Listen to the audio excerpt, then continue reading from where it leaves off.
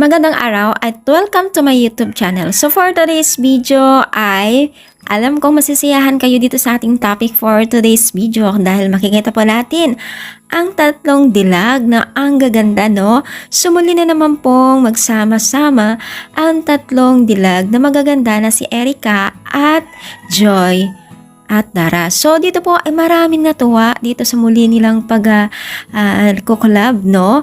Itong tatlong ito, no? Kung maaalala po natin ang mga latest o mga previous video po ni Kalinga Prab ay talagang sobrang sweet po ng tatlong ito at talagang grabe ang close nila, no? Para-paras po kasi silang mabait, tahimik at hindi po kumbaga yung tipong magaslaw, no? Tong tatlong to kaya naman po labis po ang kanilang pagiging close at mabilis po ang nakuha nila ang loob ng bawat isa. So ito po ay maraming natutuwa sa tatlong ito dahil parang magkakapatid po kung sila po ay magbanding sa isa't isa, no?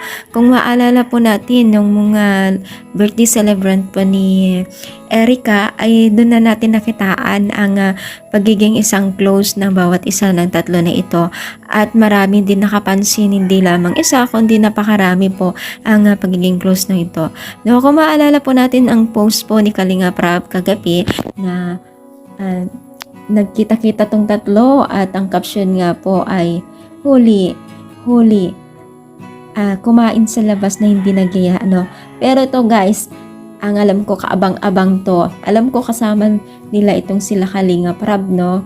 At yun nga, vlog or may episode na naman silang i-upload dahil nga po dito sa tatlong ito.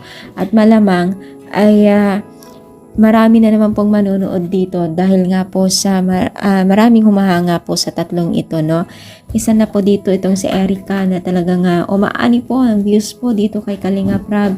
At ganun din po si Dara at Joy, no? So kung pagsasamahin mo tong tatlong ito talaga naman po nga maraming manonood dito, no? So at isa pa may kanya-kanyang nagmamahal dito sa tatlong ito, si Dara, si Joy at si Erica. So, sino yung bet nyo dito guys? Or kung sino talaga yung inahangaan nyo dito sa tatlong ito? Syempre, i-comment daw nyo dito sa baba, no?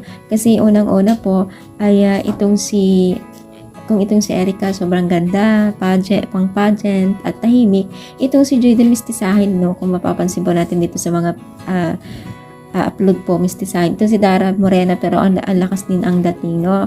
So, syempre lahat mamahalin natin at supportahan natin. So, yun lamang guys, sana supportahan po natin itong si Kalinga Prab Kuya Bal sa kanilang adhikain, no? So, thank you so much and God bless.